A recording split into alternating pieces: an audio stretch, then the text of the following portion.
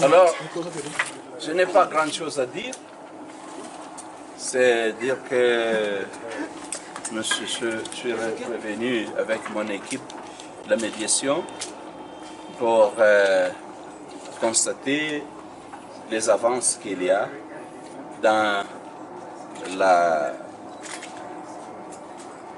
l'application de la feuille de route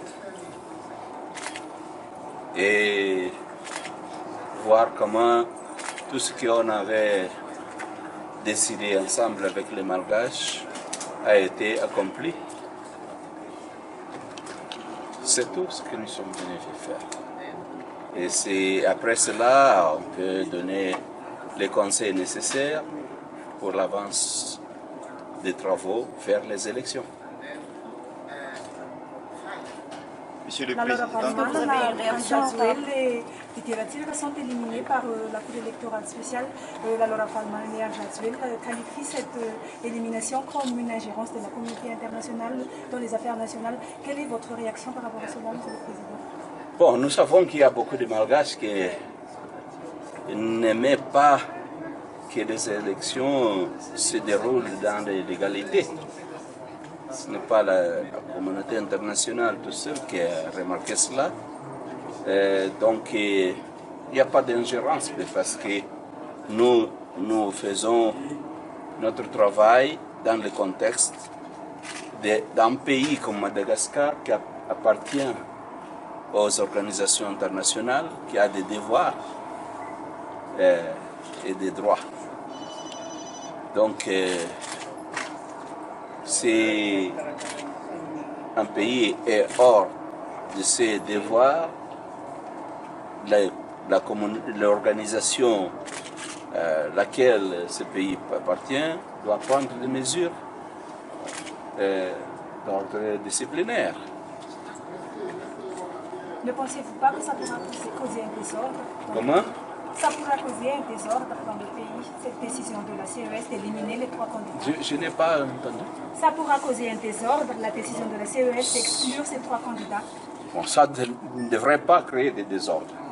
Dans une famille, parfois, on ne s'entend pas et dans des points, chacun peut avoir son point de vue, mais ça ne doit nécessairement mener au désordre, même chez vous, dans votre famille.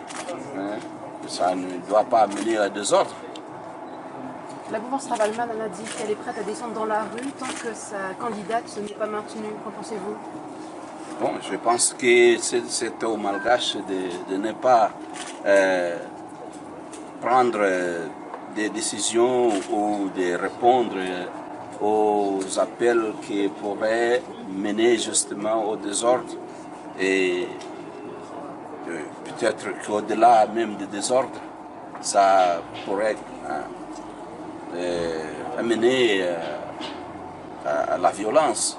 Donc il faut tout éviter, tout œuvrer vers la paix. Parce que après ces élections, il faut continuer avec un processus de réconciliation de la famille malgache. Et donc il faut accepter les pas que nous devrons tenir, laisser ce que les élections se tiennent en paix et qu'après on s'assoit, on discute pour qu'il y ait une réconciliation véritable à Madagascar, qu'il y ait l'approfondissement de la démocratie hein, avec l'inclusion de tout le peuple malgache. Et après la décision de la CES, est-ce que l'élection sera maintenue cette année, après cette décision de la CES? Oui, c'est ce que nous avons préconisé la dernière fois, et même la décision de la GIC, c'est de veiller à ce que les élections se tiennent cette année. C'est pourquoi l'élimination de tous les candidats en situation anormale devrait faciliter la tenue des élections cette année. Autrement, on aurait discuté infiniment. La mouvance Ravalman affirme qu'elle refuse de vous rencontrer durant cette visite. Comment allez-vous procéder? Je n'oblige personne à me rencontrer. Oui, je n'oblige personne à me rencontrer. Vous ferez ça. Oui. Parce que ce sont les Malgaches qui m'ont demandé à faire la médiation. S'il y a des Malgaches qui ne veulent pas de la médiation, on ne force pas. Quel sera donc votre programme à partir de demain? Comment? Votre programme à partir de demain? Bon, on va le voir après arriver à l'hôtel. Pour le moment, je n'en ai pas. Vous savez que nous avons des représentants ici, de la SADC, de l'Union africaine. Et donc, il faut les voir et puis on va organiser le programme. Quels sont les résultats que vous attendez de cette mission? Bon, j'attends des résultats positifs. J'attends des résultats positifs. D'ailleurs, on a eu toujours des résultats positifs. Parce que pour moi, qu'il y ait une contradiction, je ne peux pas dire que ce n'est pas un résultat positif. Qu'il y a de l'espace pour qu'on aille de l'avant. Hein?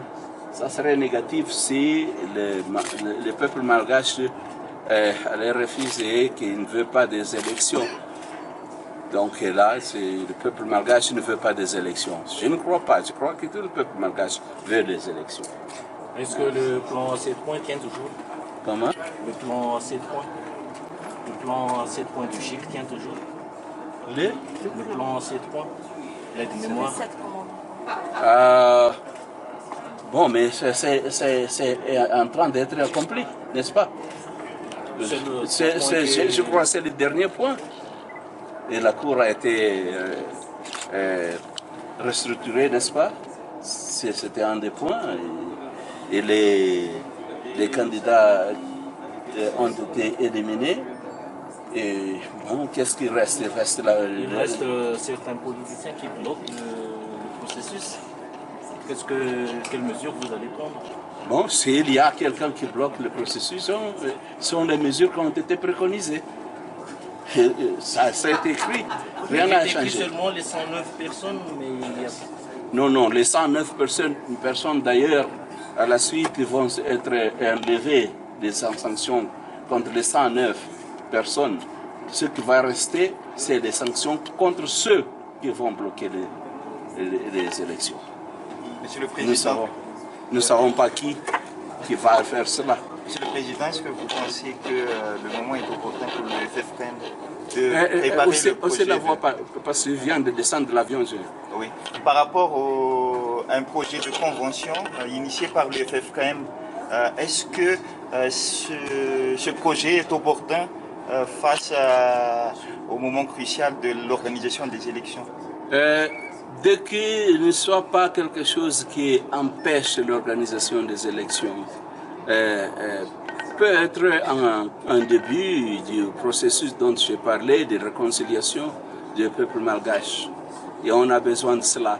Et je compte sur le FFKM et toutes les personnes de bonne volonté pour que ce processus de réconciliation soit couronné de succès. Merci beaucoup.